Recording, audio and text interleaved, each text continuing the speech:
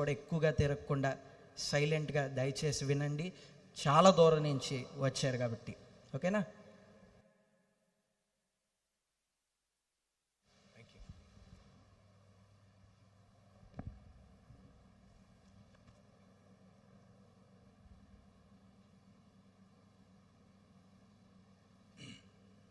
ప్రభు అయిన యేసుక్రీస్తు నామంలో మీ అందరికీ కూడా శుభములు తెలియజేస్తున్నాను.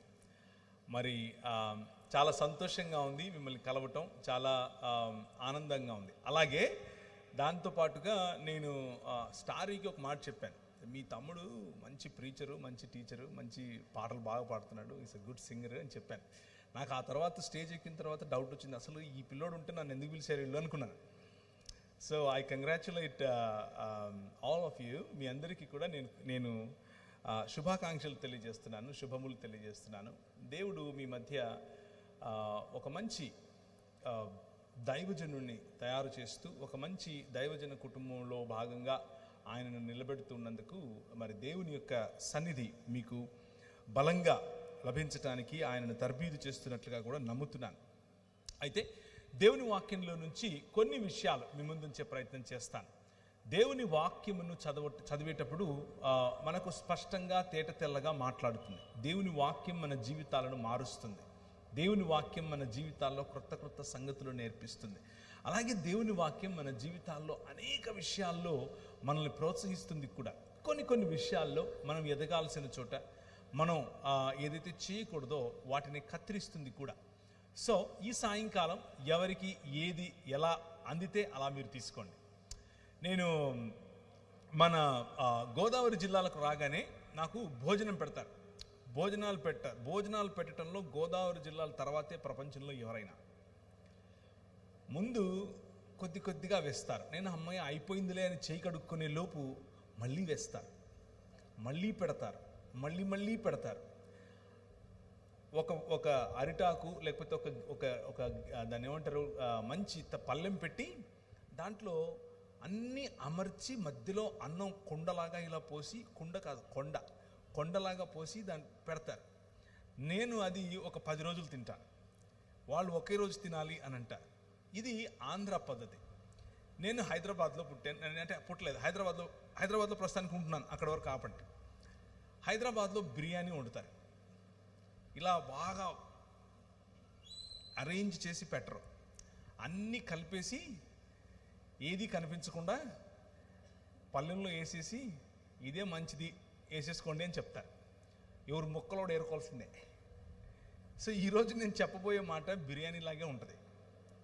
మీకు కావలసినవి మీరు ఏరుకోవటమే, మీకు తగిలేవి మీరు తీసుకోవటమే.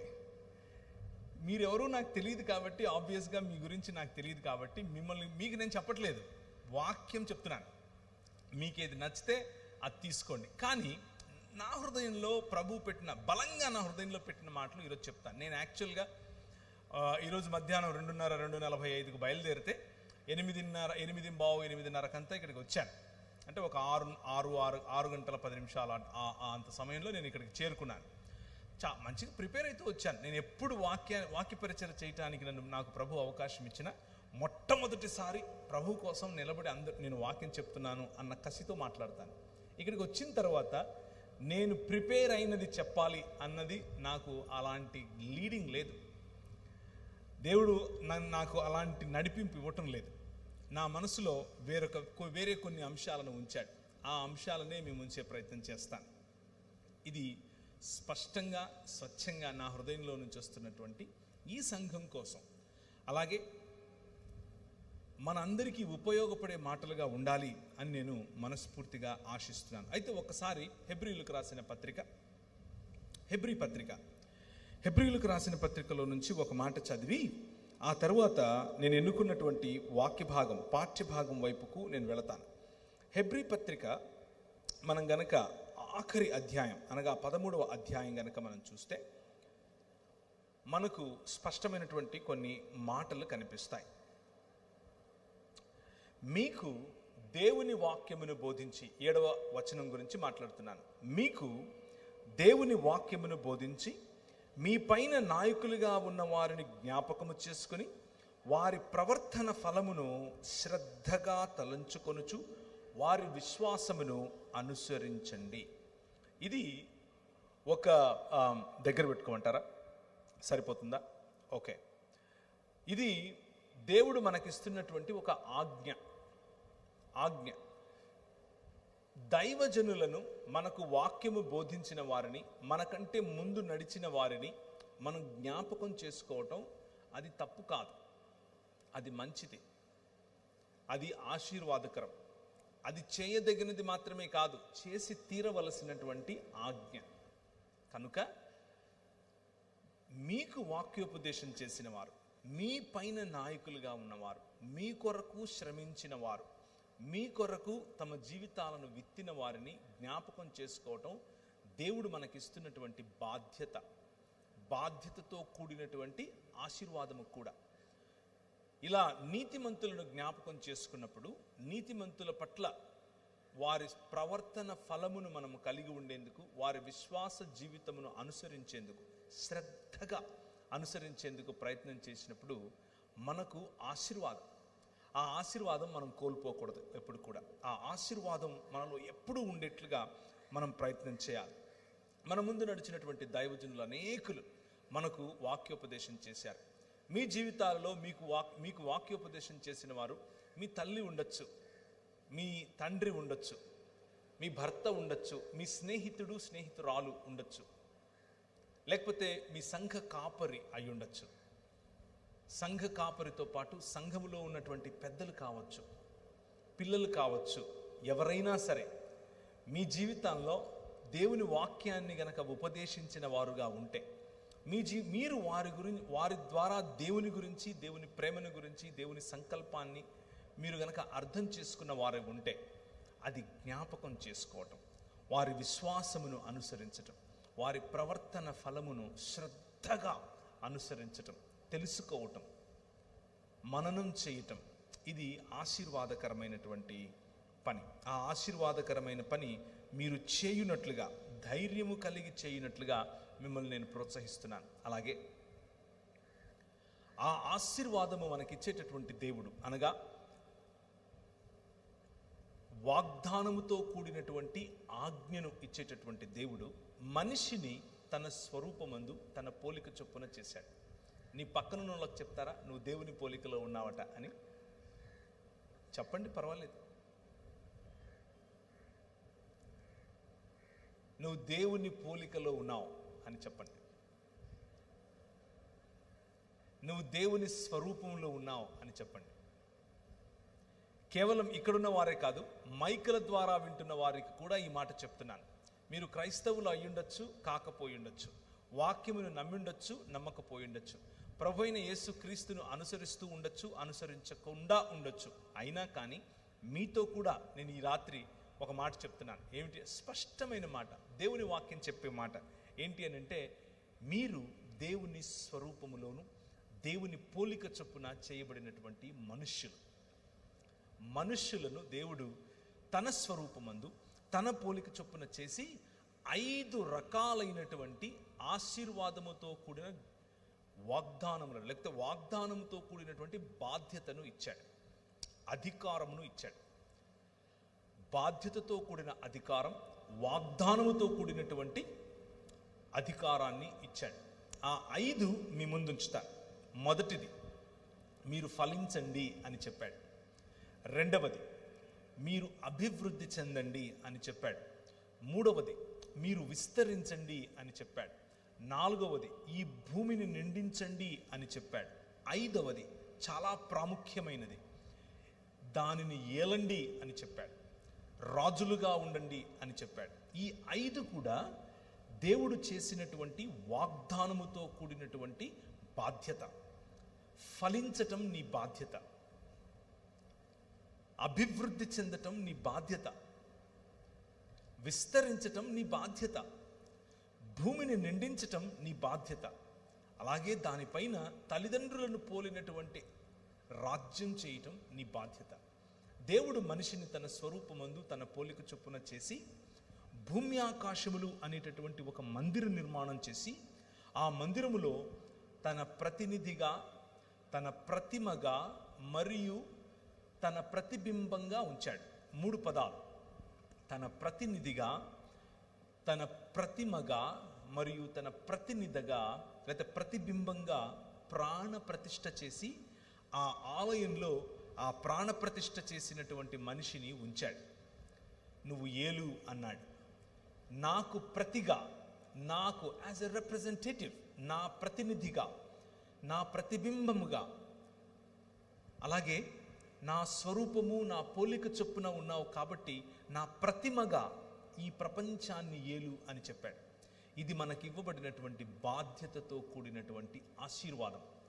ఆ బాధ్యతతో కూడిన ఆశీర్వాదాన్ని మీకు ఒకసారి గుర్తు చేస్తున్నాను. సంఘముగా, రూపాంతర సంఘముగా పిలువబడుతున్నటువంటి మీరు, రూపాంతర సంఘముగా ఒక చోటికి వచ్చినటువంటి మీరు, రూపాంతర సంఘముగా నిర్మించబడుతున్నటువంటి మీకు దేవుడిస్తున్నటువంటి బాధ్యతతో కూడిన వాగ్దానం ఏమిటి అనంటే, మీరు ఫలించే సంఘముగా ఉండండి, మీరు అభివృద్ధి చెందే సంఘముగా ఉండండి, మీరు విస్తరించే సంఘముగా ఉండండి, మీరు భూమిని నిండించే సంఘముగా ఉండండి, అలాగే మీరు రాజ్యమేలేటటువంటి సంఘముగా ఉండండి. ఇది దేవుని పిలుపు. ఇది ఆదికాండం 1వ అధ్యాయంలో నుంచే మీకు చెప్తున్నాను. క్రొత్త విషయాలేవి కాదు, మీరు ఎప్పుడూ చదివేవే. అది మన పిలుపు.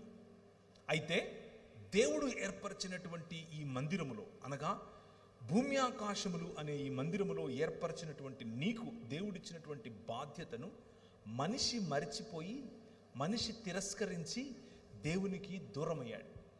దూరమైనటువంటి దేవుడు తన సొంత ఆలోచనలతో అభివృద్ధికి, ఫలితానికి, లేకపోతే ఫలానికి, విస్తరించటానికి, భూమిని నిండించటానికి మరియు రాజ్యమేలటానికి సొంత నిర్వచనాలు కట్టుకున్నాడు. దాని కారణం చేత అభివృద్ధి చెందటం అనంటే డబ్బు సంపాదించటం అనుకుంటున్నాడు. అభివృద్ధి చెందటం అనంటే ఇంకో 10 మందిని కలుపుకోవటం అనుకుంటున్నాడు. విస్తరించటం అనంటే అన్ని ఊళ్ళలో నేనే ఉండాలి అని అనుకుంటున్నాడు. భూమిని నిండించటం అనంటే భూమంతా కొనుక్కోవటం అని అనుకుంటున్నాడు, లేకపోతే సంపద సంపాదించటం అని అనుకుంటున్నాడు. రాజ్యమేలటం అనంటే అవతలి వాడి హక్కులు హరించటం అని అనుకుంటున్నాడు. కానీ ప్రభువు ఇచ్చినటువంటి ఆజ్ఞతో కూడిన ఆశీర్వాదం, బాధ్యతతో కూడినటువంటి ఈ వాగ్దానం ఏమిటి అనంటే, ఒకరికి ఉపయోగపడే విధంగా, ఒకరిని ఘనపరిచే విధంగా, ఒకరిని హెచ్చించే విధంగా, ఒకరి కొరకు ఉపయోగపడుతూ హెచ్చిస్తూ ఘనపరుస్తూ సంఘ నిర్మాణం చేసే విధంగా ఆయన ఒక క్రమాన్ని ఏర్పరచాడు. ఈ ప్రపంచంలో ఆయన ఒక క్రమాన్ని ఏర్పరచాడు.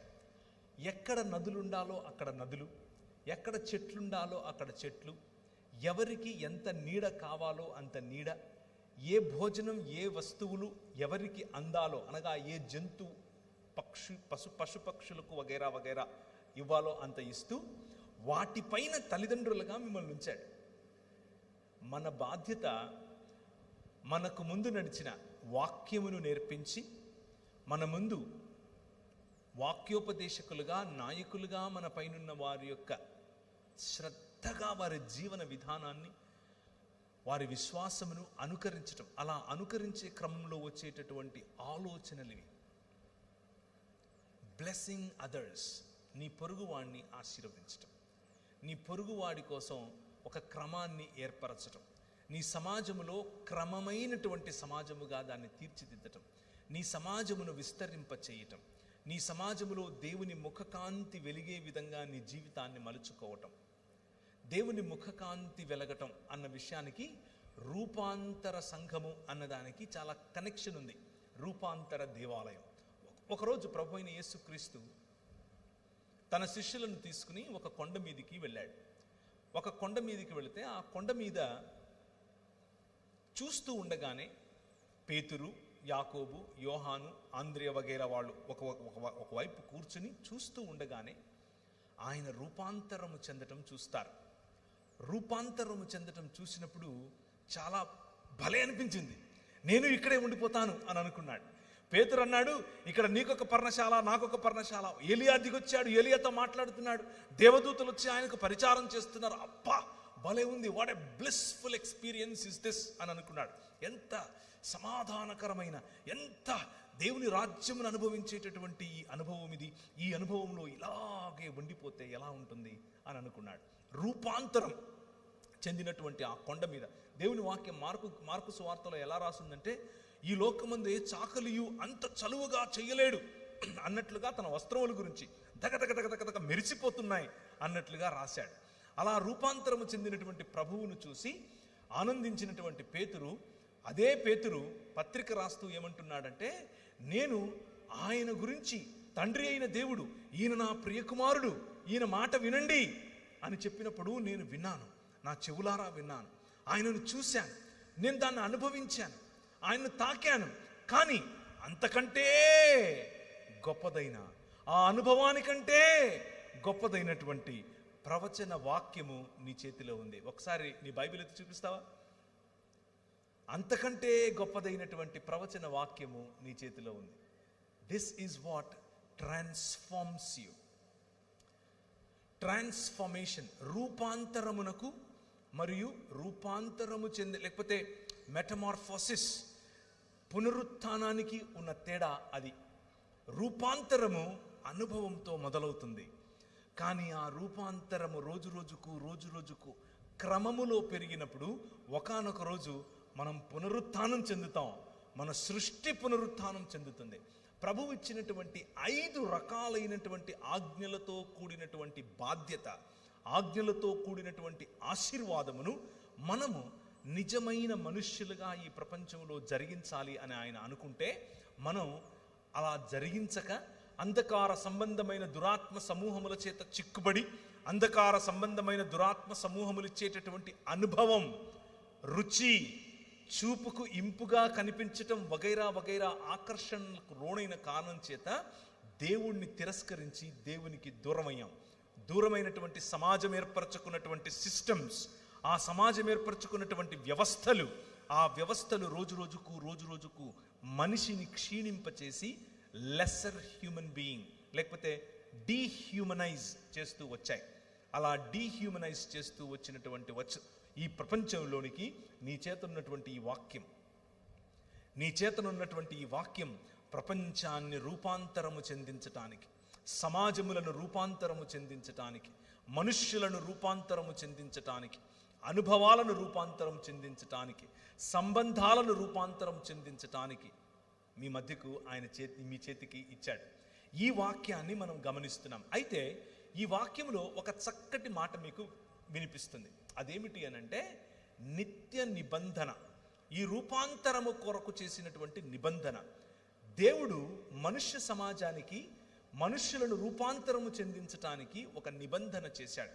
ఆ నిబంధనను 5 రకాలుగా బైబిల్ గ్రంథం మనకు చెప్తుంది. 5 ఆశీర్వాదముతో కూడినటువంటి ఆజ్ఞలను నేను మీకు చూపించాను. మొదటగా 2 5 రకాలుగా ఒకే నిబంధన మన మధ్యకు రావటం, సృష్టి క్రమం మొదలుకొని ఇప్పటి వరకు మానవ చరిత్రలో జరిగినటువంటి గమనం ఇది. దాన్ని మీకు వివరిస్తాను. మనిషి యొక్క ప్రయాణం. చాలామంది మనిషి యొక్క ప్రయాణం ఏమనుకుంటారంటే, అలా పుడతాడు, ఇలా చనిపోతాడు, చనిపోయిన తర్వాత ఏదో లోకానికి వెళ్ళిపోతాడు.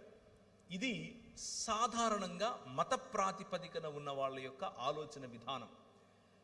అందులో కొద్దో గొప్ప సత్యం లేకపోలేదు. కానీ బైబిల్ గ్రంథం చెప్పేటటువంటి సంపూర్ణ సత్యాన్ని ఈరోజు మీకు చెప్పే ప్రయత్నం చేస్తాను.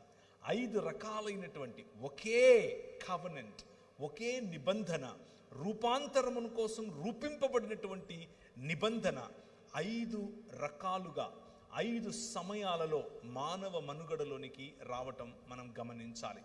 మొదటిగా ఆదికాండములోనే మనుషులు విస్తరించి, ఫలించి, భూమిని నిండించి, కానీ వారి ఇచ్చ చొప్పున, వారి యొక్క ప్రణాళిక చొప్పున నగర నిర్మాణం చేసుకొని సంబంధాలను కోల్పోయి, మనుష్యుల మధ్య మనుష్యులు హేట్రెడ్, మనుష్యుల మధ్య మనుష్యులు పొరపొచ్చాలు, సంబంధాలలో చేదు, మనుష్యులను కోల్పోయేటటువంటి మనుష్యులుగా తయారై స్వంత సహోదరుణ్ణి చంపిన తరువాత కయ్యూను వెళ్ళి నగరాలను నిర్మించుకుంటూ ఉంటే, ఎందుకు అనంటే భద్రత కోసం. ఎవరి నుంచి భద్రత అనంటే సాటి మనిషి నుంచి భద్రత అన్నటువంటి గోడలను నిర్మించుకోవటం మొదలుపెట్టాడు మనిషి.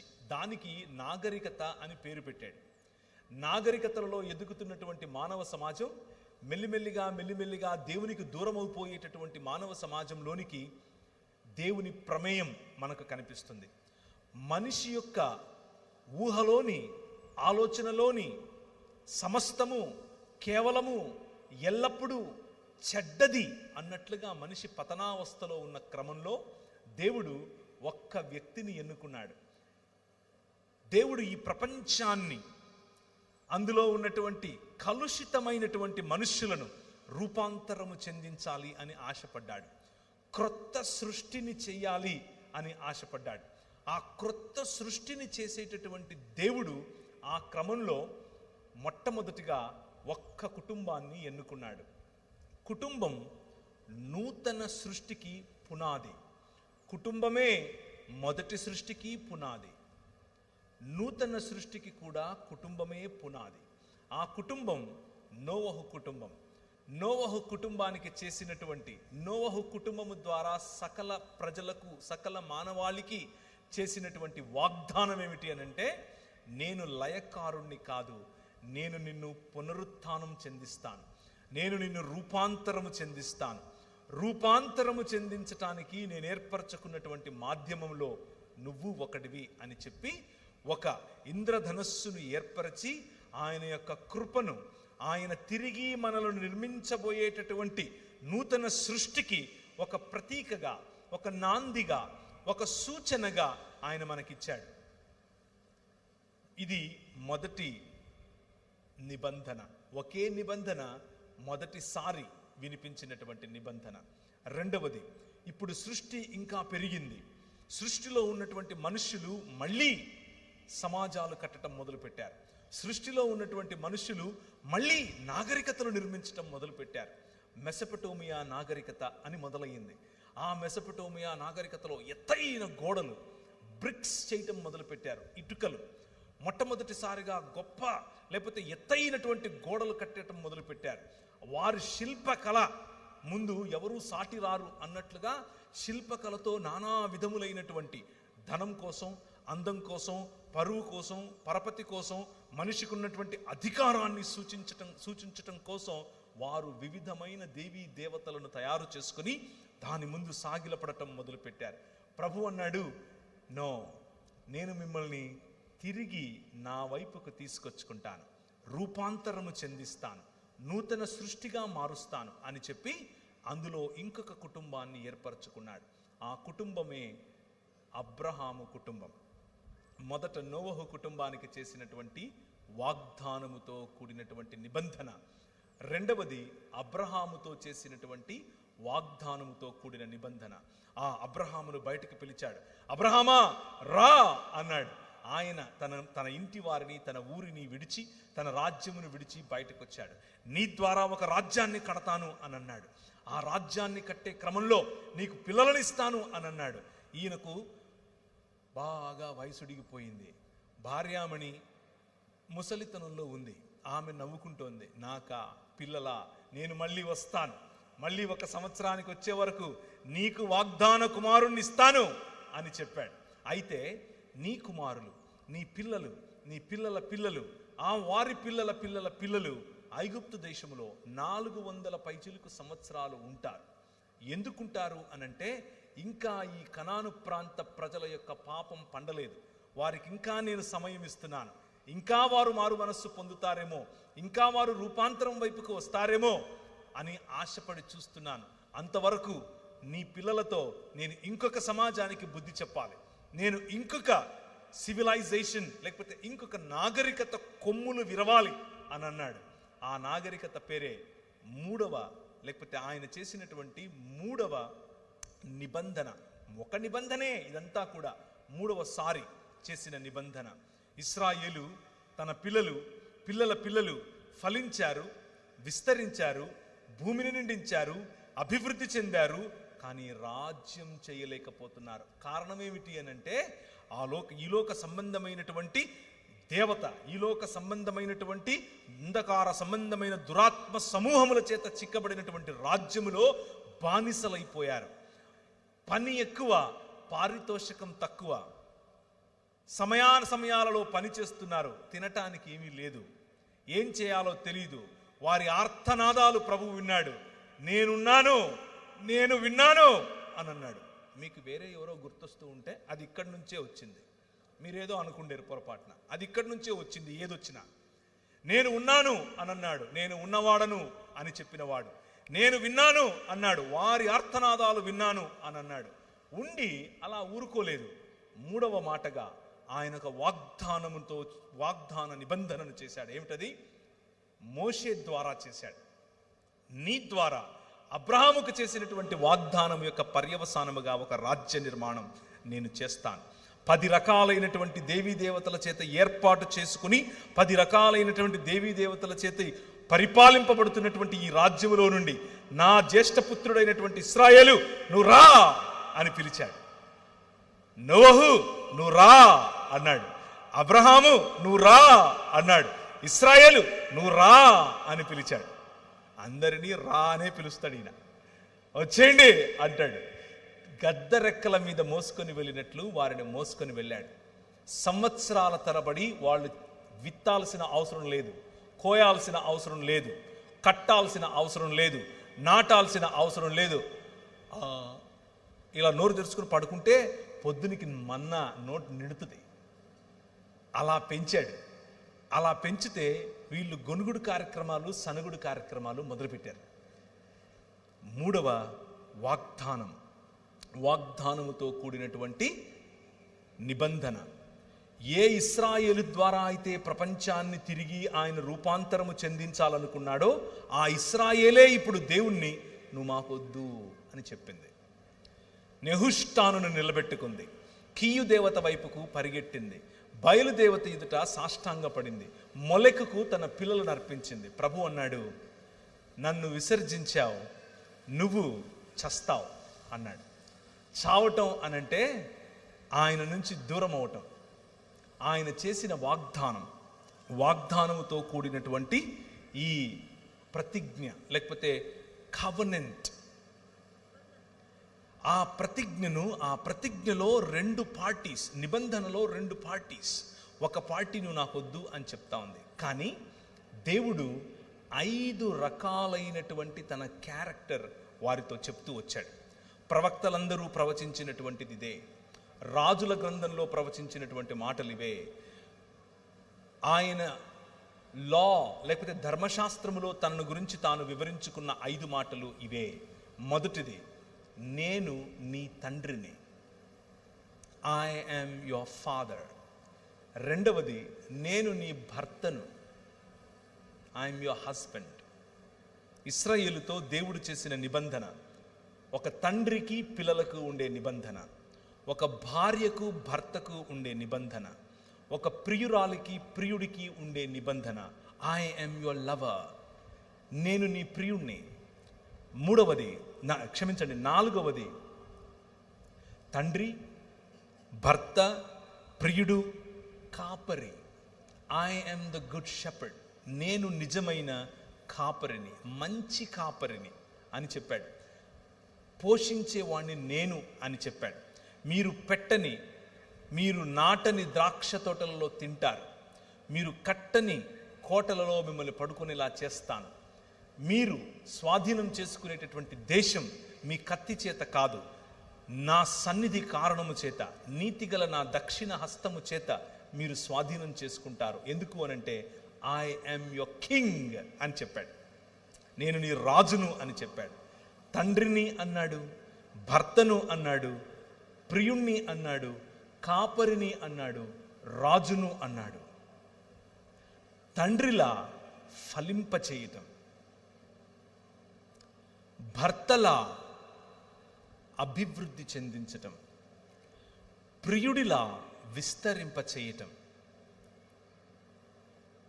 కాపరిలా పోషింపబడటం, ఆ పోషణలో భూమిని నిండించటం, మరియు రాజులా రాజ్యం చేయటం. These are the connections. ఈ డాట్స్ని కనుక మీరు కనెక్ట్ చేస్తే బైబిల్లో ఫ్లో అయ్యేటటువంటి ఈ నరేటివ్ ఒక్కసారి గమనించండి. 5 రకాలైనటువంటి ఆశీర్వాదములు, 5 రకాలైనటువంటి వాగ్దానములు, 5 రకాలైనటువంటి రిలేషన్షిప్, సంబంధం ప్రభు మనతో చేశాడు. అయితే ఆయన చేసినటువంటి నిబంధనలో నేను మీకు 3 చెప్పాను. మోషే వరకు చెప్పాను. 4వ నిబంధన మోషే తరువాత ఇశ్రాయేలు ప్రజలు, పగటిలో మేఘస్తంభముగాను మా మధ్యకు వచ్చావు, రాత్రిలో అగ్నిస్తంభముగా మమ్మల్ని నడిపించావు, నువ్వు రాజుగా మా మధ్యనున్నావు, మేము మీకు ఒక మందిర నిర్మాణం చేయాలనుకుంటున్నాం, మేము ఇలా ఒక టవర్ కట్టాలనుకుంటున్నాం అనుకుని దావీదు రాజు వెళ్ళి ఆయనను అడిగాడు. ఆయన అన్నాడు, నా కుమారుడి ద్వారా కడతాను అని అన్నాడు. నా కుమారుడి ద్వారా కడతాను. దావీదు అనుకున్నాడు సొలొమోను కడతాడు బహుశా అని అనుకొని సొలొమోను నిజంగానే కట్టడం మొదలుపెట్టాడు. ఆయన కట్టిన తరువాత, ఆ కట్టడం పూర్తయిన తరువాత షకీనా మహిమ దిగి వచ్చింది. కానీ అది ఎంత సత్యమో దానిని మించిన సత్యం, దానిని మించినటువంటి సంపూర్ణత, దానిని మించినటువంటి రూపాంతరము చెందేటటువంటి అనుభవం మన ప్రభు అయిన యేసు క్రీస్తులో 5వ సారి నిత్య నిబంధనగా బెరిత్ ఒలాం అని పిలిచారు. బెరిత్ ఒలాం టు నోవా, బెరిత్ ఒలాం టు అబ్రహాం, బెరిత్ ఒలాం టు ఎవరు? మోషే, బెరిత్ ఒలాం టు డేవిడిక్ కవెనెంట్ అని పిలిచారు. బెరిత్ ఒలాం in and through one and only Jesus Christ. యేసు క్రీస్తు ద్వారా మనుషులందరినీ ఐక్యపరిచేందుకు ఒక నిబంధన చేశాడు. మనుషులందరినీ రూపాంతరము చెందించడం కోసం ఒక నిబంధన చేశాడు. ఆ నిబంధనలో తిరిగి యేసు క్రీస్తులో తండ్రిగా, భర్తగా, ప్రియుడిగా, కాపరిగా మరియు రాజుగా మన మధ్యకు తనను తాను కనపరుచుకున్నాడు. This is the plan of God. ఇది దేవుని యొక్క ప్రణాళిక. ఆ ప్రణాళికలో భాగంగా మనం ఈ తాడేపల్లిగూడెంలో ఒక సంఘముగా మారాం. ఎందుకు అనంటే దానియేలు ఒకానొక సమయంలో ఒక దర్శనం చూశాడు. ఏ చేతి సహాయం లేకుండా తీయబడినటువంటి ఒక రాయిని చూశాడు. ఆ రాయి ఇంతింతై మహాపర్వతమైంది. అది మహాపర్వతమై వచ్చి ఎక్కడ పడిందో తెలుసా? తాడేపల్లిగూడెంలో పడింది. అదే మీరు. ఈ ఒక్క నిబంధన మనుషులకు తండ్రిని గుర్తు చేస్తోంది. ఈ ఒక్క నిబంధన మీ ద్వారా ప్రజలకు భర్తకు ఉండేటటువంటి లక్షణాలు గుర్తు చేస్తోంది. ఈ ఒక్క నిబంధన ప్రేమ అంటే ఏమిటో మీ ద్వారా ప్రజలకు చూపిస్తోంది. ఈ ఒక్క నిబంధన మీ ద్వారా కాపరిత్వం అంటే ఏమిటో ఈ ప్రజలకు చూపిస్తోంది. ఈ ఒక్క నిబంధన నిజమైన సుపరిపాలన, రాచరికం ఎలా ఉంటుందో ఈ ప్రపంచానికి చూపించగోరుతోంది. ఆ నిబంధనలో భాగమే ఈ సంఘం. ఈ స్థానిక సంఘంలో భాగమైనటువంటి మీరు ఐక్యత కలిగి చేయవలసినటువంటి పని ఇదే. రీసెంట్గా వచ్చినటువంటి ఒక సర్వే చెప్తాను మీకు. మెల్లిమెల్లిగా కొన్ని దేవుని వాక్యానికి సంబంధించినటువంటి అంశాలు ఓపెన్ చేసి చూద్దాం. కానీ ప్రభువు ఒకసారి కీర్తనల గ్రంథం 68వ అధ్యాయం 5-6 వచనాలు, ఎవరైనా మైక్ తీసుకుని తెలుగులో గట్టిగా చదవాలి. కీర్తనల గ్రంథం 68వ అధ్యాయం 5-6 వచనాలు. వేరెవరైనా హోషేయ గ్రంథం 14వ అధ్యాయం 3వ వచనం చదవాలి. ఎవరికైనా మైక్ ఇవ్వండి దయచేసి. మైక్లో చదివితే అందరికీ వినపడుతుంది. 2 మైకులు లేవా?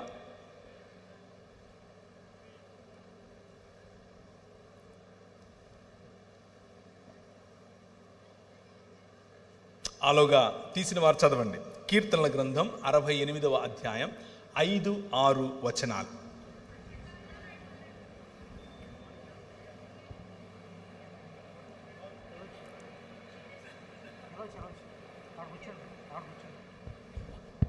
అక్కడ కనిపించాలిగా, ఆమెకు కనిపిస్తుందా?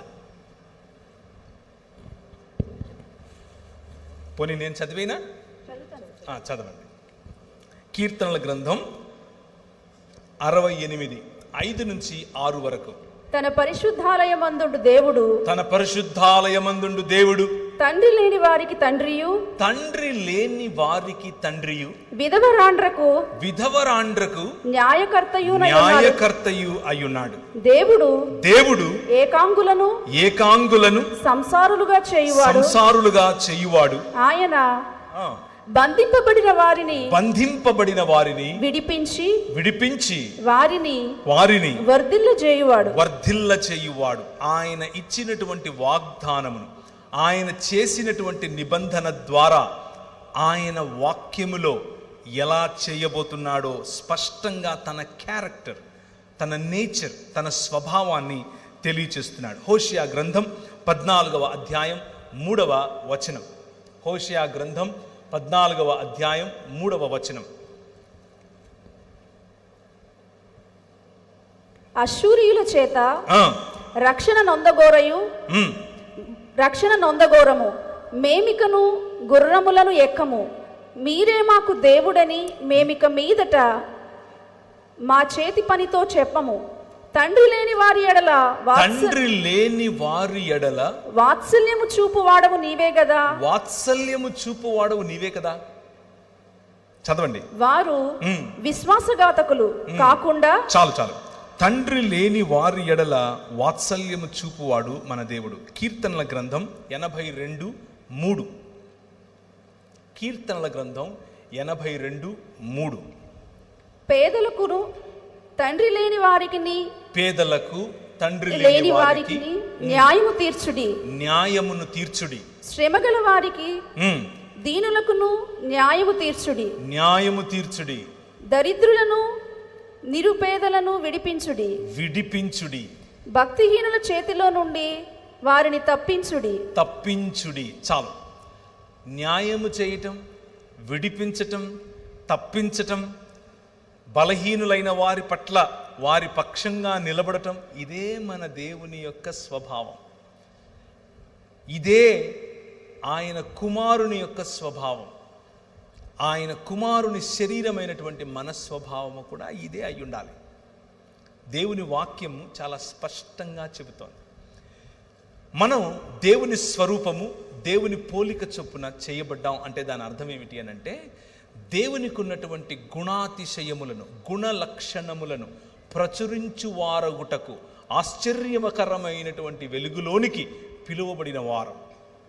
పేతురు గ్రంథంలో చెప్పినట్లు, మనల్ని పిలిచిన వాని గుణాతిశయములను ప్రచురం చేయుటకై చీకటిలో నుండి ఆశ్చర్యకరమగు వెలుగులోనికి మిమ్మల్ని ఎలా పిలిచాడు? రాజులైన యాజక సమూహముగా పిలిచాడు. రాజులైన యాజక సమూహం చేయాల్సిన పనేమిటి? విడిపించటం, తప్పించటం, వారి పక్షమున నిలబడటం, వారికి బలమునివ్వటం, వారి తోడుగా నడవటం. అలాగే యెషయా గ్రంథం 1వ అధ్యాయం 17వ వచనం. దేవుని స్వరూపము, దేవుని పోలిక చొప్పున ఉన్నటువంటి మనుష్యులు చేయవలసినటువంటి మానవత, చూపించవలసినటువంటి మానవత, దేవుని హృదయం యొక్క గుండె చప్పుడు ఏమిటి? చదవండి 17వ వచనం. ఇశ్రాయేలు యొక్క వెలుగు అగ్నియును, అతని పరిశుద్ధ దేవుడు జ్వాలయునగును. అది అశ్షూరీయుల యొక్క బలురక్కసి చెట్లకును గత్స పొదలకును అంటుకొని ఒక్క దినమున వాటిని మృంగివేయును. 1:7. యెషయా గ్రంథం 1:7. 17. 1:7 అండి. 1వ అధ్యాయం 17వ వచనం. మీ దేశము 17 కీడు చేయుట మానుడి, మేలు చేయుట నేర్చుకోండి. న్యాయమును జాగ్రత్తగా విచారించండి. హింసింపబడే వారిని విడిపించుడి. తండ్రి లేని వారికి న్యాయం తీర్చండి. విధవరాండ్ర పక్షముగా వాదించండి. ఇది మన దేవుని గుండె చప్పుడు. ఒక్క చోట కాదు, 2 చోట్ల కాదు, 10 చోట్ల కాదు, 1000 చోట్ల ఇదే మాట ఆయన మాట్లాడతాడు. ఆయన హృదయంలో ఉన్నటువంటివి 3 ప్రధానమైన లక్షణాలు. ఆయన ఎందుకు మనతో వాగ్దానం చేశాడు, ఎందుకు మనల్ని మనుష్యులుగా బ్రతకమంటున్నాడు, ఎందుకు మనతో నిత్య నిబంధన చేస్తానంటున్నాడు? ఆయన కలిగించబోయేటటువంటి, ఆయన రూపాంతరముగా మనల్ని సృష్టించి నూతన సృష్టిగా ఒక నూతన రాజ్యములోనికి నడిపించినప్పుడు ఉండేవి కూడా మూడు ప్రధానమైన లక్షణాలు. ఒకటి న్యాయము, రెండవది కనికరము, మూడవది దీన మనస్సు. న్యాయము, కనికరము, దీన మనస్సు. 5 రకాలుగా తనను తాను పరిచయం చేసుకున్నాడు. 5 ఆశీర్వాదములతో కూడిన బాధ్యతలను నీకు ఇచ్చాడు. 5 రకాలుగా తన నిబంధనను నీకు చూపించాడు. 3 గుణ లక్షణాలను నీలో కోరుకుంటున్నాడు. 3. మనం మతం కట్టేసుకుని నేనేం తీసుకుని వచ్చి నిన్ను దర్శించాలి, ఒక 1000 పొట్టేళ్ళు ఇచ్చేయినా, నా కొడుకు పుట్టాడు వాడిని ఇచ్చేయినా, ఈ నదులన్నీ తీసుకొని తైలంగా చేసి నీకు ఇచ్చేయినా అని అడుగుతున్నాం. ఆయన అంటున్నాడు, ఇవన్నీ నాకు వద్దు బాబు, అవన్నీ వేరు వేరు రకాలైన దేవీ దేవతలు అడుగుతారు, వాటిని పక్కన పెట్టు. నేను అడిగేది 3. న్యాయమును జరిగించుటయు, కనికరమును ప్రేమించుటయు, దీన మనస్సు కలిగి నీ దేవుడైన యెహోవా ఎదుట జీవించుటయు. ఇంతే కదా నేను అడుగుతున్నాను. ఇది కష్టం అంటారా? చాలా కష్టం. కానీ పిలిచింది మాత్రం ఈ 3. దయచేసి గుర్తుంచుకోండి. తండ్రి లేని జీవితం గురించి కొన్ని విషయాలు మీకు చెప్తాను. నేను పుట్టినప్పటి నుంచి నా తండ్రి మొహం చూడలేదు. I never saw my father. నేను తండ్రి లేకుండానే పెరిగాను. మా అమ్మే నాకు తండ్రి, మా అమ్మే నాకు తల్లి. మా తాత, మా అమ్మ వాళ్ళ నాయన నాకు తండ్రి స్థానంలో అన్నీ చేశాడు. ఇంటి పేరుతో సహా ఆయనదే. తండ్రి లేని జీవితాలు, తండ్రి లేని కుటుంబాలు ఎలా ఉంటాయి అని నేను మీకు కొన్ని విషయాలు చెప్తాను. తండ్రి లేని జీవితాలు, తండ్రి లేని కుటుంబాల్లో ఎలా ఉంటుంది అనంటే, పిల్లల్లో సెల్ఫ్ కాన్ఫిడెన్స్ నశించిపోతుంది. పిల్లల్లో భద్రత లేకుండా పోతుంది. పిల్లల్లో భవిష్యత్తు పట్ల ఆందోళన ఉంటుంది. పిల్లలు బాస్టన్ స్కూల్స్ అంటే అర్థం ఏంటంటే బాల నేరస్తులు ఎక్కువగా జైల్లో ఉండేది తండ్రి లేని కుటుంబాల నుండే.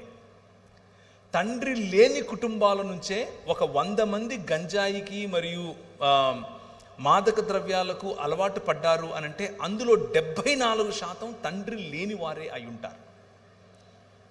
14 సంవత్సరాలకు 16 నుంచి తక్కువ సంవత్సరాలలో ఆడపిల్లలు ప్రెగ్నెంట్స్ అయ్యి అబార్షన్స్ చేసుకుంటున్నారు అనంటే వాళ్ళ సంఖ్య 100 అయితే అందులో 68 మంది తండ్రి లేని కుటుంబమే.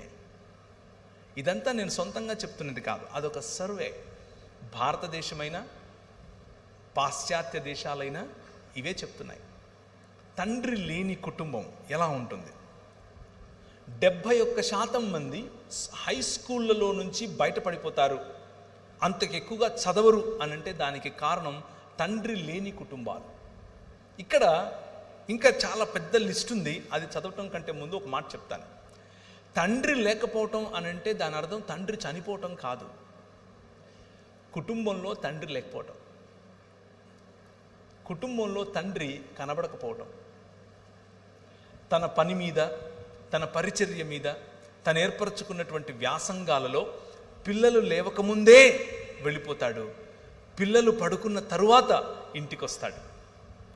భార్యకు తెలుసు తండ్రి ఆ భర్త ఏమిటో, పిల్లలకు తెలియదు తండ్రి ఏమిటో. అటువంటి ఇళ్ళు భారతదేశంలో కొల్లలు. అటువంటి ఇళ్ల కారణం చేత బాల నేరస్తులు పెరుగుతున్నారు. ఇలా తండ్రి అనగా అథారిటీ ఫిగర్, తండ్రి నుంచి దూరమైనటువంటి పిల్లలు 2 రకాలుగా స్పందిస్తారు. 2 రకాలుగా. మొదటిది అగ్రెసివ్, వైలెంట్ అయిపోతారు. వైలెంట్, చాలా వైలెంట్. ప్రతిదానికి తిరిగి సమాధానం చెప్పటం, ప్రతిదాన్ని ఎదిరించటం, ప్రతిదానిపైన తిరుగుబాటు చేయటం మొదటి ఎక్స్ప్రెషన్. రెండవ స్పందన లేకపోతే ప్రతిస్పందన, ఏమీ మాట్లాడరు, ఎవరితో సంబంధం పెట్టుకోరు. వారిలో వారికి ఒక ప్రపంచాన్ని నిర్మించుకొని అందులో అలా ఉండిపోతారు. తండ్రి లేని కుటుంబాలు కూర్చున్న వారిలో, అలాగే లైవ్ ద్వారా చూస్తున్న వారిలో ఈ మాట చెప్తున్నాను. పురుషులకు మీ పనుల్లో, మీ పరిచర్యల్లో, మీ వ్యాసంగంలో, మీ పిల్లల ఎదుట మీరు కనబడకుండా ఉన్నారా? This is the result that you are going to see. ఈ పర్యవసానమే మీ కుటుంబంలో చూడబోతున్నారు. పురుషుడు ఇంటికి రాకుండా ఉన్నటువంటి స్త్రీలతో మాట్లాడుతున్నాను. మీ పిల్లలు జాగ్రత్త. తండ్రి యాబ్సెంట్గా ఉన్నటువంటి కుటుంబాల్లో జరిగేటటువంటి పర్యవసానం ఇది. దీన్ని ఎందుకు ఇంత విడమర్చి చెప్తున్నాను అనంటే, నా జీవితంలో ఇది జరిగింది. మా అమ్మ మాకు కావలసినవన్నీ ఇచ్చింది, కష్టపడి మమ్మల్ని పెంచింది. కానీ తండ్రి లేని లోటు నా జీవితంలో స్పష్టంగా కనిపించింది. నేను వైలెంట్గా తయారైపోయాను. నేను ఒకడిని చంపి చచ్చిపోయాడు అనుకుని పొదల్లో పడేసి వెళ్ళిపోతే మా ఊరికి సిఐ, మా అక్క ఆ రోజుల్లో ఎస్ఐ, యాక్చువల్గా సిఐ ప్రమోషన్లో ఉంది. ఆమె వీడు బ్రతికాడు అని తెలుసుకుని వాడికి నాకు కాంప్రమైజ్ చేసి ఇంక ఇలా చేయొద్దు లేకపోతే జైలుకి వెళ్తామని చెప్పింది.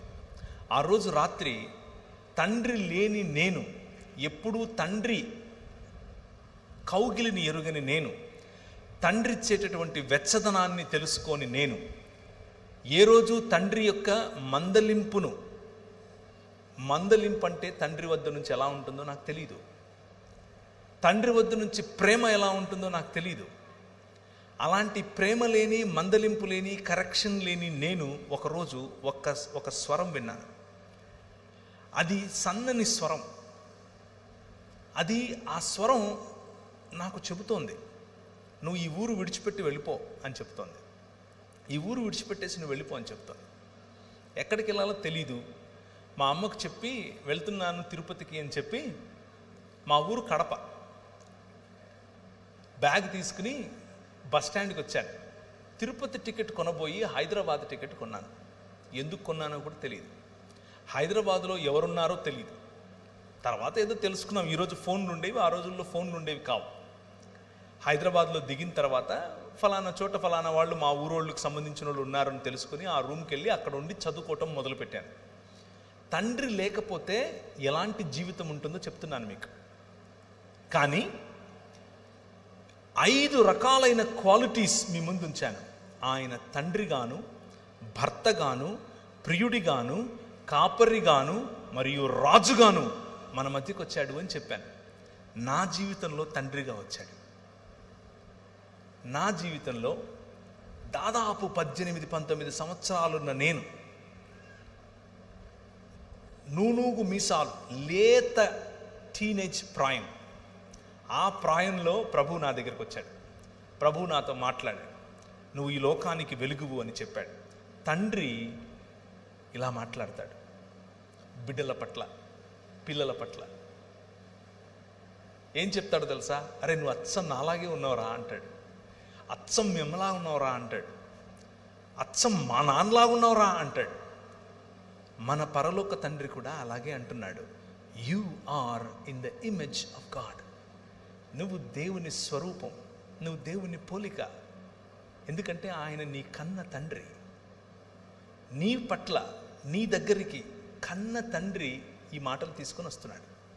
నువ్వు మైకిల్ ద్వారా ఒకవేళ వింటూ ఉంటే, నా జీవితం లాంటిదే ఒకవేళ నీ జీవితం అయితే, ఈ ప్రాంగణంలో కూర్చున్నా పర్వాలేదు. తండ్రి ఎరుగనటువంటి జీవితం నీదైతే, రెబెలియస్గా నువ్వు తిరుగుతున్నావా? హద్దు ఆపు లేకుండా నువ్వు తిరుగుతున్నావా? నీ పర్సనల్, నీ వ్యక్తిగత జీవితంలో అందరి ముందు బాగున్నావు, ఎవ్రీథింగ్ ఈజ్ గ్రేట్, చాలా బాగుంది, సూపర్, నవ్వుంది మొహంలో. కానీ లోపల ఏదో తెలియని లావా ఉబుకుతోందా? లోపల ఏదో తెలియని ఒంటరితనం ఉందా? నన్ను కూడా ఇలా కౌగిలించుకుని ఒకరు ముద్దాడితే ఇంత బాగుంటుంది అన్న ఫీలింగ్లో నువ్వు ఉన్నావా? అమ్మాయిలైనా అబ్బాయిలైనా, మీ వయసు 50 అయినా 20 అయినా, అందరిలో ఉండే ఫీలింగ్ ఇది. తండ్రి, మా నాన్న కావాలి, మా నాన్న మాట్లాడితే ఎలా ఉంటుంది, మా నాన్న నన్ను టచ్ చేస్తే ఎంత బాగుండేది, మా నాన్న నన్ను కౌగిలించుకుంటే ఎలా బాగుండేది. ఈ పరలోకపు తండ్రి ఈరోజు రాత్రి నీతో మాట్లాడుతున్నాడు. ఐ యామ్ యువర్ ఫాదర్, నేనే నీ తండ్రిని. ఐఎమ్ దేర్ ఫర్ యూ, నేను నీకోసం ఉన్నాను. నువ్వంటే నాకు ఎంత ముద్దో తెలుసా. నిన్ను చూడకుండా ఒక్కరోజు కూడా ఉండలేను నేను. నువ్వు మాట్లాడుతుంటే నాకు అదేదో వైలెన్స్ వేసినట్లు ఉంటుంది. That's how your God feels about you. నీ పట్ల నీ తండ్రికి ఉండేటటువంటి హృదయం ఇది. ఎంతగా నిన్ను ప్రేమిస్తాడంటే నీ తండ్రి, నీ కోసం చచ్చిపోయేంతగా చెబుతారు ఈ లోకంలో ఉన్న తండ్రులు, కానీ మా నాన్న చేసి చూపించాడు.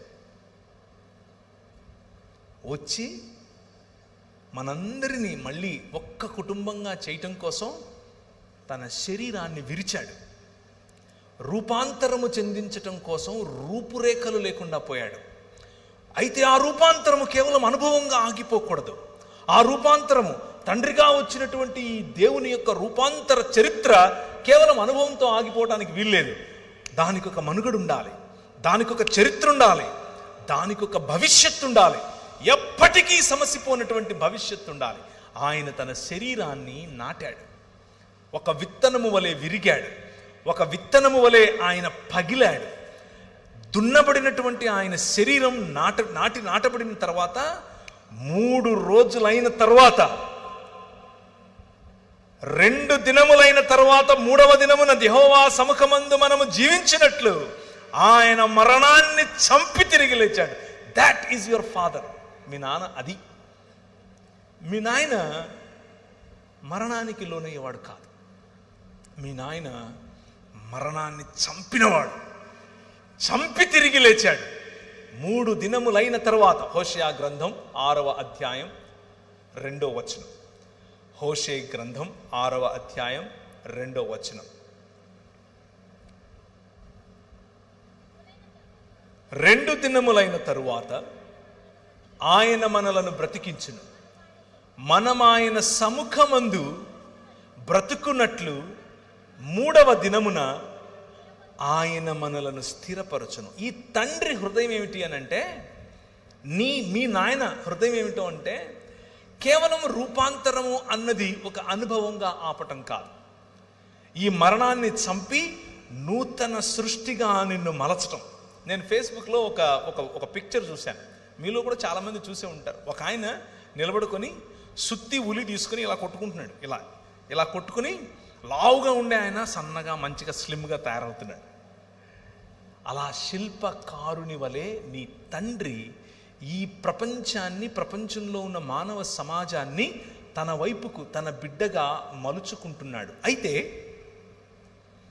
దేవుణ్ణి తిరస్కరించటం కారణంగా మనం సంపాదించుకున్నటువంటి మరణం, దేవునితో ఎడబాటు, ఈ ప్రపంచంలో దేనికి గ్యారంటీ లేదు, దానికి మాత్రమే ఉంది.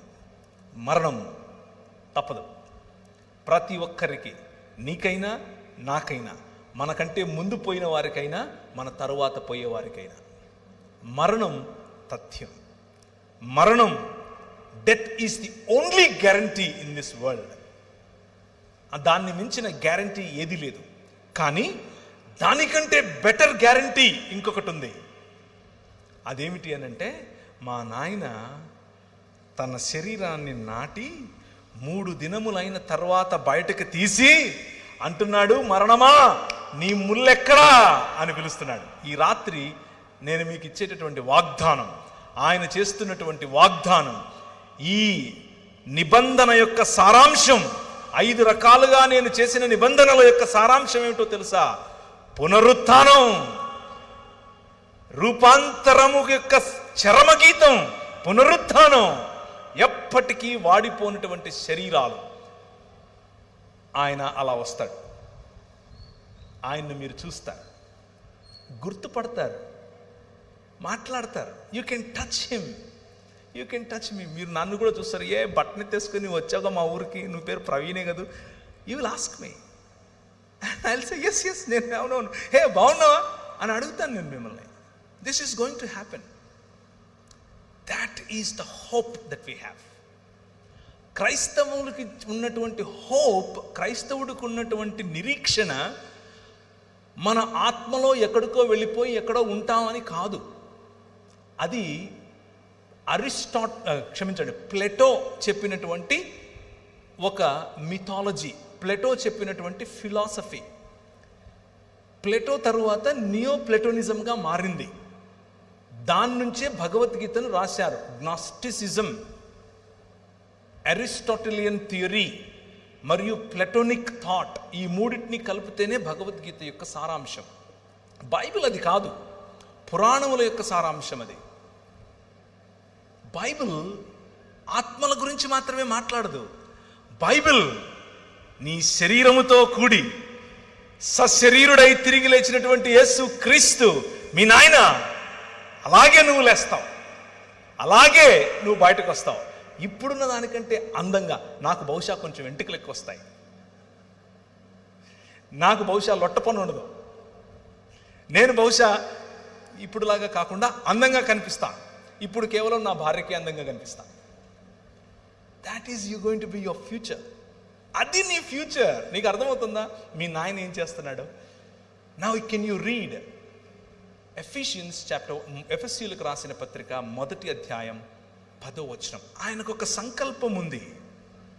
ఆ సంకల్పాన్ని మీకు గుర్తు చేయాలనుకుంటున్నాను. మీ నాన్న ఏం చేస్తున్నాడు అనేది మీకు గుర్తు చేసి ముగిస్తాను. ఆయన ఏం చేస్తున్నాడు అనంటే, చదవండి. దేవునికి ఒక సంకల్పం ఉంది. ఆ సంకల్పాన్ని బట్టి ఆయన పరలోకమందున్నవే గాని భూమి మీద ఉన్నవే గాని సమస్తాన్ని క్రీస్తునందు ఏకంగా సమకూర్చాలని తనలో తాను నిర్ణయించుకున్నాడు. ఆయన నిర్ణయం, ఆయన సంకల్పం భూమి ఆకాశములను కలపటం, నిన్ను ఇక్కడి నుంచి తీసుకెళ్ళిపోయి ఎక్కడో పెట్టడం కాదు. అది మతం. నిన్ను ఇక్కడి నుంచి తీసుకెళ్ళిపోయి ఎక్కడో పెట్టడం మతం, ఫిలాసఫీ. ఆయన ప్రణాళిక, ఆయన సంకల్పం వేరు. ఆయన సంకల్పం ఏమిటి అనంటే భూమి ఆకాశములను కలపటం. దేవుని సన్నిధిలో మనుష్యులు బ్రతుకున్నట్లు, ఆయన మనతో కాపురం ఉండునట్లు మనుష్యుని యొక్క ప్రయాణం 3 దిశలుగా వెళుతోంది. మనం చచ్చిపోయి ఎక్కడికో వెళ్ళేది కాదు మన ప్రయాణం. మన ప్రయాణం తోటలో మొదలైంది. ఆయన ఇచ్చినటువంటి వాగ్దానంతో కూడిన ఆశీర్వాదంతో మొదలైంది. ఆ తోటలో ఉన్నటువంటి ప్రయాణం అరణ్యము గుండా వెళుతోంది, నగరాల గుండా వెళుతోంది, దేవుని రాజ్యము గుండా వెళుతోంది. ఆ రాజ్యములో దేవుని సన్నిధి, ఆ రాజ్యములో దేవుని ఐక్యత, ఆ రాజ్యంలో మనుషులందరినీ ఐక్యపరిచేటటువంటి ఆయన చేసిన నిబంధన చివరకు దేవుని రాజ్యము సంపూర్ణముగా ఇంకొక నగరంగా మారబోతుంది. ఏంటా నగరం? తన భర్త కొరకు అలంకరింపబడినటువంటి పెండ్లి కుమార్తె వలె నూతన యెరూషలేము అలంకరింపబడి భూమి మీదికి దిగి రాబోతోంది. ఆ నగరంలో మనం నివాసం చేయబోతున్నాం. ఆ నగరంలో దేవుడు మనతో కాపురం ఉండబోతున్నాడు. ఆయన సన్నిధిలో, ఆయన ముఖ కాంతిలో మనం ఉండబోతున్నాం. భూమి ఆకాశములు ఐక్యపరచబడి నూతన ఆకాశము నూతన భూమి అనేటటువంటి దేవుని నూతన సృష్టిలో మనం ఉండబోతున్నాం. ఇది మన ముందు నడిచిన వారు, మనకు వాక్యోపదేశం చేసిన వారు నేర్పినటువంటి సత్యం. అర్థమవుతుందా? The reality, the truth of Bible is God coming and dwelling with us. దేవుడు వచ్చి మన మధ్య నివాసం చేయటం, మనం ఇక్కడి నుంచి ఎక్కడికో వెళ్ళిపోవటం కాదు. దేవుడు వచ్చి మన మధ్య నివాసం చేస్తాడు. ఆ నూతన సృష్టిలో తండ్రి లేని నువ్వు తండ్రిని కనుగొంటావు. హల్లెలూయా. నాకు నిజమైన తండ్రి కనిపిస్తాడు. నా నిజమైన తండ్రి దగ్గరికి వెళ్ళి నేను హత్తుకుంటాను. ఆయన నా కన్నుల ప్రతి బాష్ప బిందువును తుడి చేస్తాడు. That is what your God is doing. That is what your father is doing. మీ తండ్రి చేసేటటువంటి పని అది. నీ తండ్రి నీకు ఇచ్చినటువంటి మాట నెరవేర్చుకునే తండ్రి. ఈ దేవుని రాజ్యం అనేటటువంటి దర్శనం చూసి దానియేలు చెప్పినటువంటి ఆ ఇంతై మహాపర్వతమైనటువంటి ఆ రాయి వచ్చి ఈ ఊర్లో పడితే ఒక సమాజముగా స్త్రీ అని పురుషుడని తేడా లేకుండా, గ్రీకు దేశస్థుడని యూదుడని తేడా లేకుండా, దాసుడని యజమాని అని తేడా లేకుండా అందరూ కలిసి ఒక్కటిగా ఒక్క శరీరముగా మారుతున్నారే, దీనినే రూపాంతరం అని పిలుస్తారు. ఈ రూపాంతరం ఇంతటితో ఆగదు. ఈ రూపాంతరం ఒక నూతన యెరూషలేము అనే పట్టణంలోనికి వెళ్ళిన తర్వాత ముగుస్తుంది. ఆ పట్టణంలోనికి మనం వెళ్ళబోతున్నాం. ఆ పట్టణంలో మనకంటే ముందు నిద్రించినటువంటి పరిశుద్ధులు కూడా ఉంటారు. మనకంటే ముందు నిద్రించినటువంటి, ఒకవేళ నీ భర్త నిద్రించి ఉంటే నువ్వు ఆయన చూస్తావు, ఒకవేళ నీ భార్య నిద్రించి ఉంటే నువ్వు ఆమెను చూస్తావు. బ్రతికి ఉన్న మనం వెళ్ళి వారిని స్వాగతించి తీసుకుని వస్తాం. రాజు, the king of this world వస్తాడు. ఆయన ఆల్రెడీ వచ్చేశాడు, తన రాజ్యాన్ని స్థాపించాడు. ఆ రాజ్యంలో భాగంగా నువ్వు ఉంటున్నావు. మళ్ళీ ఇంకొకసారి సంపూర్ణమైనటువంటి రూపాంతరము చెందిన తర్వాత, మెటమార్ఫోసిస్ కంప్లీట్ అయిపోయిన తర్వాత, నూతన సృష్టిగా మార్చబడిన తరువాత ఆయన నీకు ఫలించే అధికారముతో కూడిన బాధ్యత, అభివృద్ధి చెందే అధికారముతో కూడిన బాధ్యత, విస్తరించే అధికారముతో కూడిన బాధ్యత, భూమిని నిండించే అధికారముతో కూడిన బాధ్యత, ఆయనతో కలిసి రాజ్యమేలే బాధ్యత నీకు ఇవ్వబోతున్నాడు. దాట్ ఈజ్ నిత్య నిబంధన. అదే నిత్య నిబంధన అంటే, అదే బెరిత్ ఒలాం అనంటే. మనలను దూరం చేస్తున్నటువంటి మరణం, మనిషికి దూరం చేస్తున్నటువంటి మరణం, మనిషిని కుటుంబానికి దూరం చేస్తున్నటువంటి మరణం, మనిషిని సంఘానికి దూరం చేస్తున్న మరణం, మనిషిని సమాజానికి దూరం చేస్తున్న మరణాన్ని ఆయన చంపేశాడు. తిరిగి పునరుత్థానం చెందినటువంటి మనుష్యులముగా మనం రాబోతున్నాం. పునరుత్థానం చెందినటువంటి కుటుంబాలుగా మనం కలవబోతున్నాం. పునరుత్థానం చెందినటువంటి సమాజములుగా మనం రాబోతున్నాం, ఉండబోతున్నాం. పునరుత్థానము చెందినటువంటి సృష్టి, ఆ సృష్టిలో మనం ఏలికలుగా ఉండబోతున్నాం. ఇది స్పష్టమైనటువంటి సువార్త, ఏ అరమరకులు లేనటువంటి సువార్త. ద హోప్, యేసుక్రీస్తు ఇస్తున్నటువంటి నిరీక్షణ, యేసుక్రీస్తు మీ మనసుల్లో ఉంచుతున్నటువంటి నిరీక్షణ ఏమిటి అనంటే, నేను క్రీస్తును పోలినట్లుగా రూపాంతరము చెందిపోతాను. ఒకానొక రోజు క్రీస్తును పోలినట్లుగా రూపాంతరము చెందుతాను.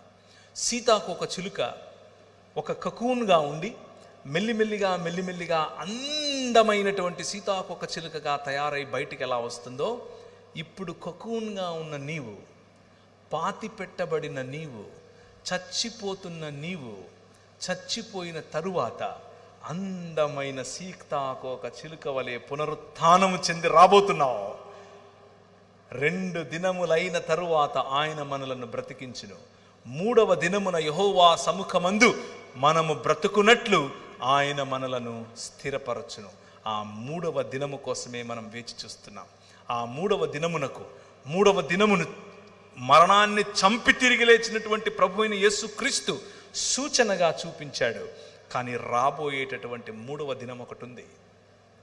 ఆ 3వ దినములో నూతన ఆకాశము, నూతన భూమి, నూతన సృష్టిగా మనం ఉండబోతున్నాం.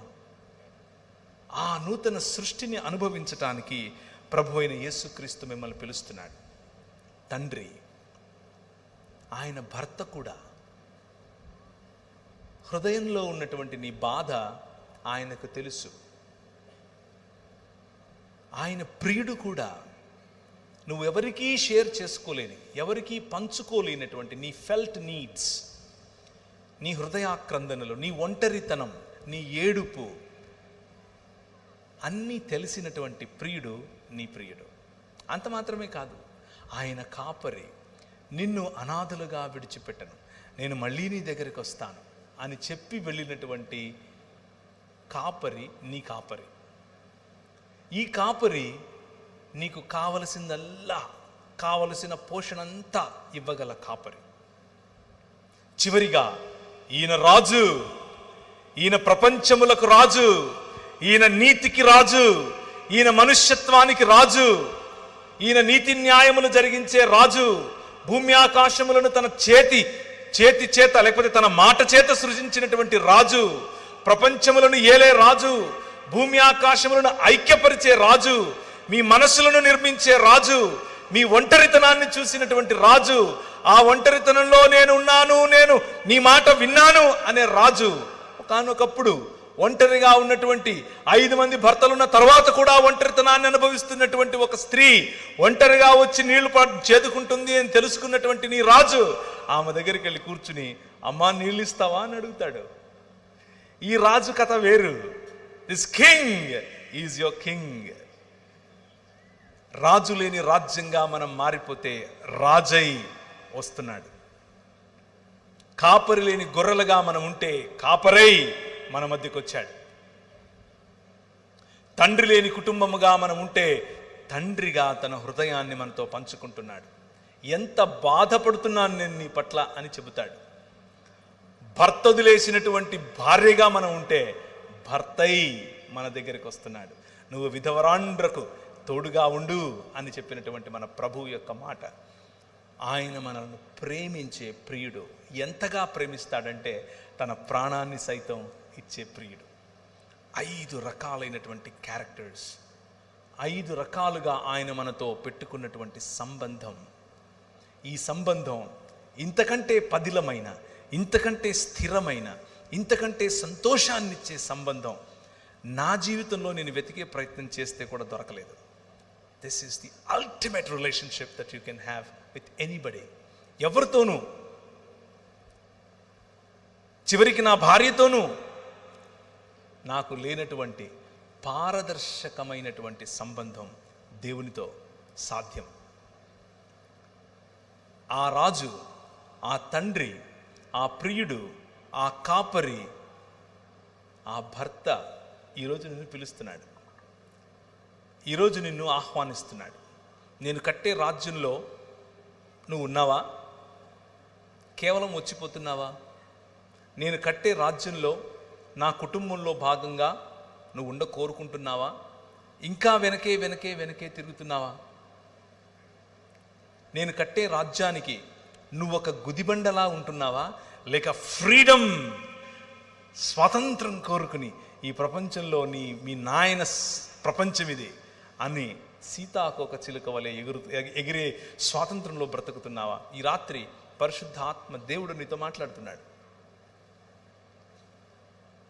If you are rebellious in your nature, తిరుగుబాటు నీ హృదయంలో ఉంటే ఎక్కడో నీ తండ్రి ప్రేమను నువ్వు కోరుకుంటున్నావేమో.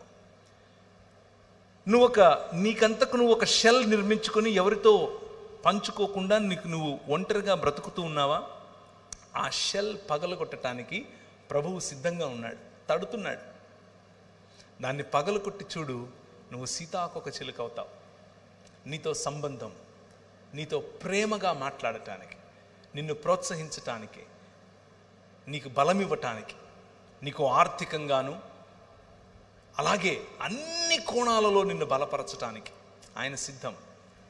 అంత మాత్రమే కాదు, ఈ తండ్రి నీ హృదయాక్రందనను మాత్రమే కాదు, నీ శరీరంలో ఉన్న బలహీనతను కూడా చూస్తున్నాడు. స్వస్థపరచటానికి సిద్ధంగా ఉన్నాడు. ఈ రాత్రి ఆయన స్వస్థపరుస్తాడు. ఈ రాత్రి నీకున్నటువంటి ప్రతి రోగము నుంచి నీకు స్వస్థత లభిస్తుంది. నేను చెప్తున్నందుకు కాదు, నేనేదో చేస్తే అవుతుందని కాదు. మీరు అడగండి, ఆయన ఇస్తాడు.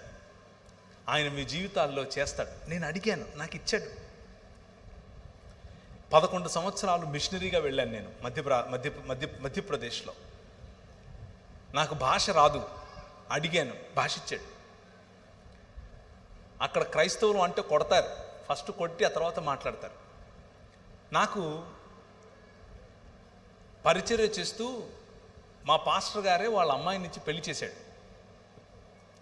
పెళ్లి చేసుకున్న 2 సంవత్సరాలకు నాకు ఒక పాప పుట్టింది.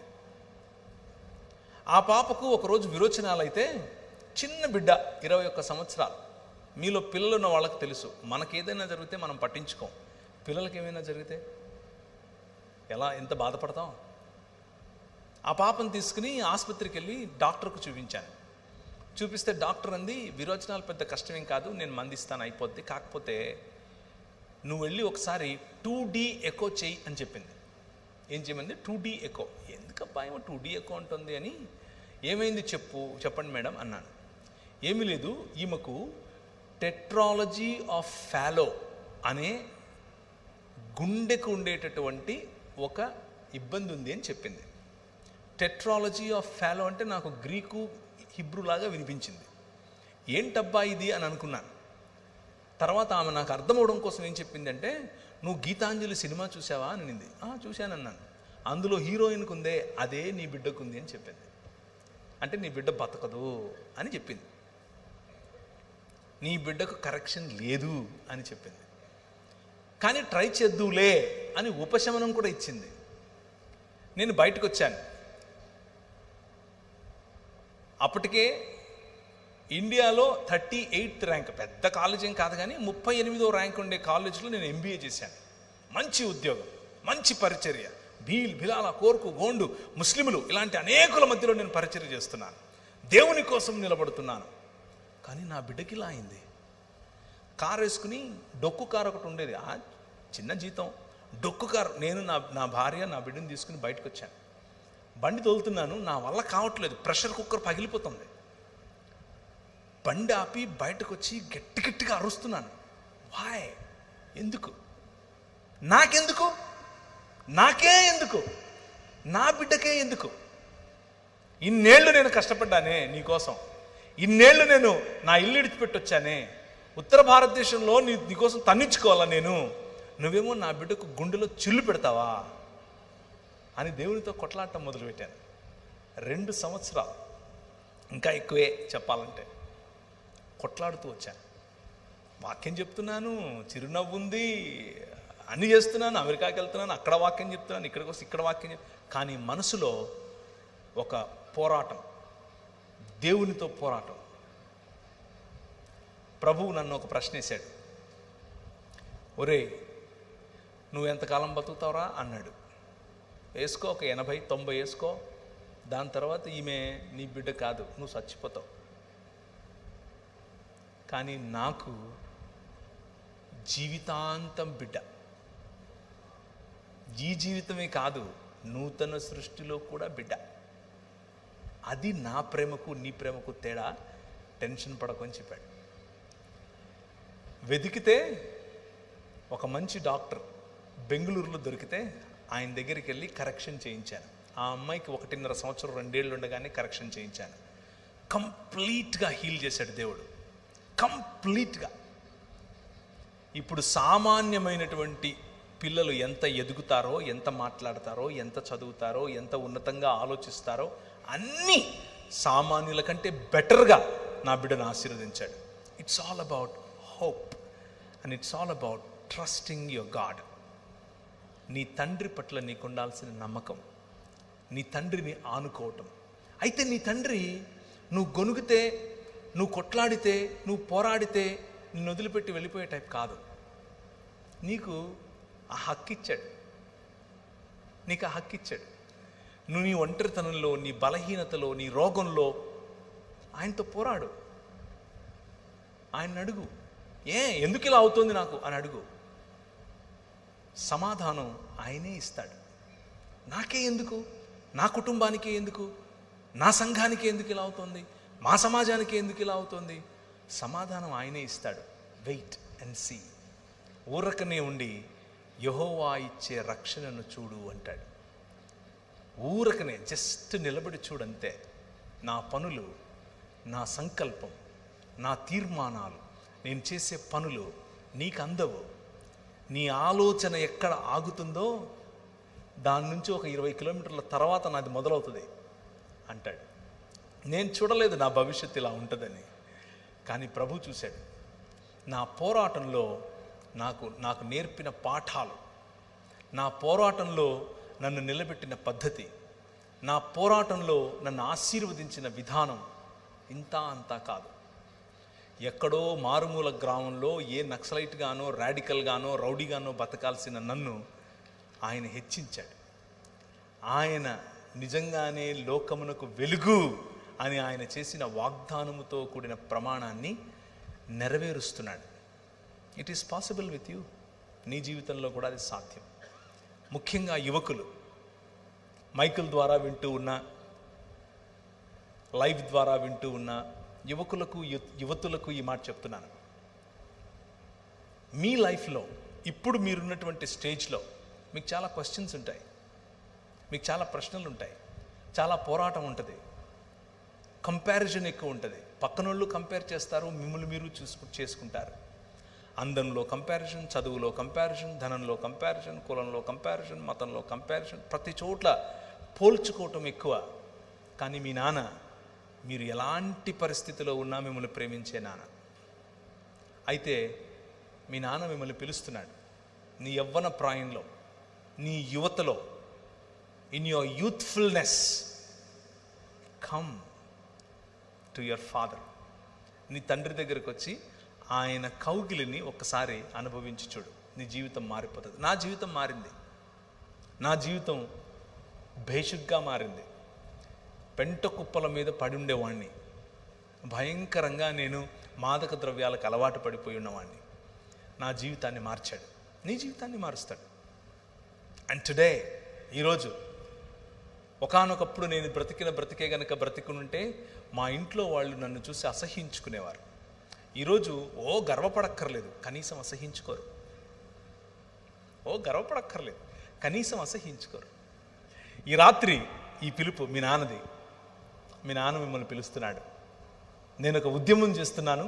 ఆ ఉద్యమంలో నా పిల్లలందరినీ పోగేస్తున్నాను, ఒక్క శరీరంగా పోగేస్తున్నాను. ఆ శరీరంలో నువ్వు భాగమవుతావా అని పిలుస్తున్నాడు. నిర్ణయం తీసుకుంటే నీకు మంచిది. అంత మాత్రమే కాదు, ఆల్రెడీ సంఘములో భాగస్వామ్యం పొందినటువంటి నీవు దేవుని రాజ్యం, ఆయన యొక్క పని, ఆయనతో కలిసి చేయాల్సినటువంటి పనిలో నీకు మనసు రావట్లేదా? నీకు ఇంట్రెస్ట్ లేదా? ఈరోజు రాత్రి మీ నాన్న పిలుస్తున్నాడు. వాయ్? ఎందుకు?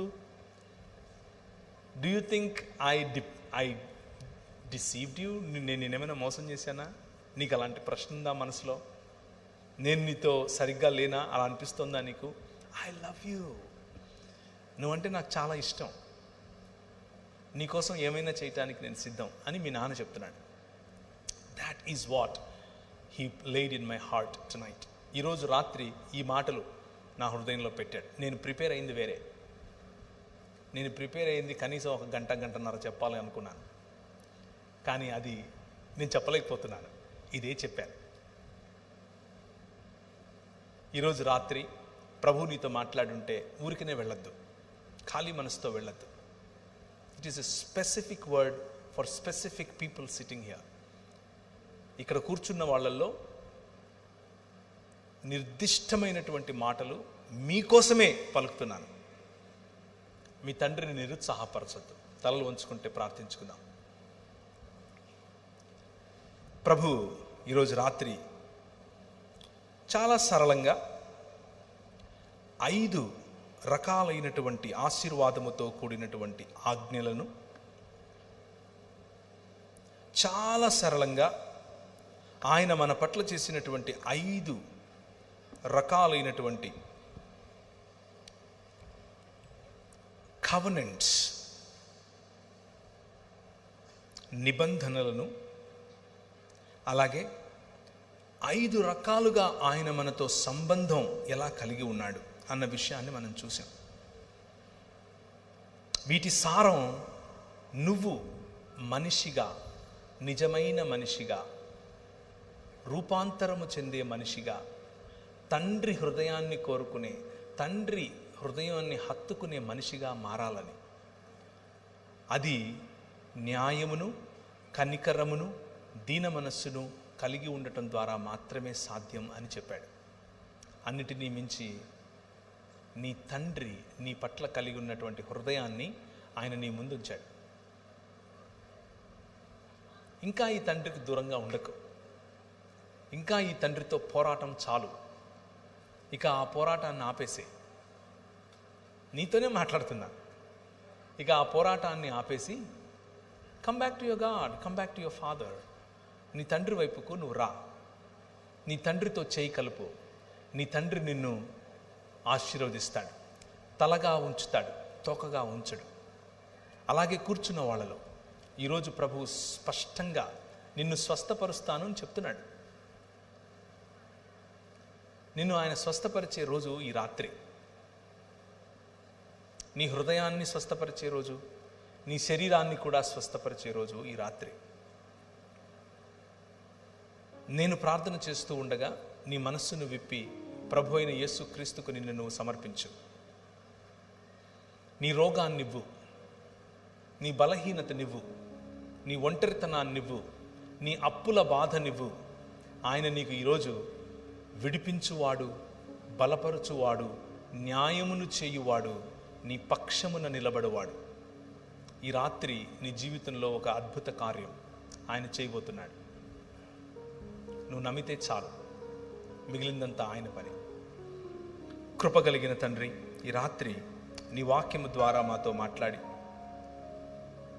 మా కొరకు సిద్ధపరిచినటువంటి నీ విలువైన మాటలు మా జీవితంలో పని చేయులాగున, ఈ మాటల్లో నా మాటలు ఏవైనా ఉంటే, నీ మాటల పక్షముగా కానిదేదైనా ఉంటే, పరిశుద్ధమైనటువంటి నీ అగ్ని చేత వాటిని దహించి కేవలము నీ మాటలు మాత్రమే నీ ప్రజలకు వారి హృదయాల్లో ఉండునట్లు సహాయం చేయండి.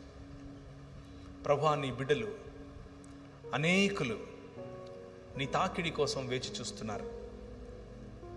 నీ ప్రేమగల తాకిడి, నీ ప్రేమగల నీతిగల దక్షిణ హస్తాన్ని వారి వైపుకు చాపి వారిని ముట్టండి. ఈరోజే స్వస్థతను వారు అనుభవించినట్లుగా సహాయం చేయండి. ఒంటరిగా ఉన్న వారికి మీ తోడును దయచేయండి. మీ స్వరం వారు వినుదుగాక, మీ వెలుగు వారి ముఖములపై మేము చూచుదుముగాక.